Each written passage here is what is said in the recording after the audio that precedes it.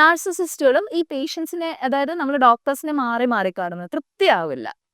ഒരു ഫാമിലിയിൽ ഒരു കുട്ടിക്ക് അവർക്ക് എക്നോളജി ചെയ്യുന്ന മടി കൊണ്ടാണോ? അല്ല, അവർക്ക് മെഡിക്കൽ, അവരുടെ ട്രീറ്റും അവരുടെ ഡിസോർഡറിന്റെ ഒരു ഭാഗമായിട്ട് അവർക്ക് എന്ത് ചെയ്താലും, നമ്മൾ എന്ത് ചെയ്താലും ചിലപ്പോൾ തൃപ്തിയാവാത്തവരുണ്ട്. ഇത് ഞാൻ ചോദിക്കുന്നത്, കുട്ടിപ്രായത്തിലേ നമുക്ക് ഐഡന്റിഫൈ ചെയ്യാൻ പറ്റുമോ? If the parents are well red and ഇത് ഞാൻ പറഞ്ഞില്ലേ, lack of mental health awareness. ഇപ്പോൾ ഒരു കുട്ടിയുടെ ഒരു എന്താ പറയുക, ടീനേജ് പ്രായത്തിലുള്ള ഒരു ഇമോഷണൽ ഒരു എന്താ പറയുക കോൺഫ്ലിക്ട്സും ഒരു ഇമോഷണൽ ഡിസ്റെഗുലേഷനും രണ്ടും രണ്ട് കാര്യമാണ്.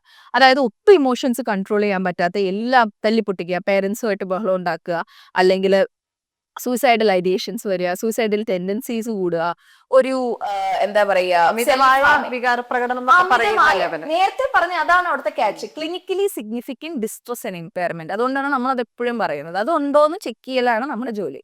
അപ്പോൾ ആ ഒരു അമിതമായ രീതിയിൽ അവരെയും മറ്റുള്ളവരെയും അഫക്റ്റ് ചെയ്യുന്ന രീതിയിൽ അത് ഉണ്ടാവുണ്ടോ എന്നുള്ളതാണ് നമ്മുടെ ക്യാച്ച് പോയിന്റ്. അങ്ങനെ ആകുമ്പോൾ നേരത്തെ ഐഡന്റിഫൈ ചെയ്യാൻ പറ്റിയ അത്രയും നല്ലത്, അത്രയും നമുക്ക് ഹെൽപ്പ് ചെയ്യാൻ പറ്റും. ആൻഡ് നാർസിസിസ്റ്റിക് ട്രേറ്റ്സ് ആണെങ്കിലും ബോർഡർ ലൈൻ ആണ്, ഞാൻ പറഞ്ഞില്ലേ ഫസ്റ്റ് ബി ട്രേറ്റ്സ്, അതൊരു ഫാമിലിയിൽ ഉണ്ടാവുമ്പോൾ ആ വ്യക്തിക്ക് മാത്രം ട്രീറ്റ്മെന്റ് കൊടുത്തിട്ട് കാര്യമില്ല, മറ്റുള്ളവർ അത് എങ്ങനെ ഹാൻഡിൽ ചെയ്യണം, എന്തൊക്കെയാണ് അതിന്റെ അതാണ് ഇവിടുത്തെ ഏറ്റവും വലിയ ചലഞ്ച്.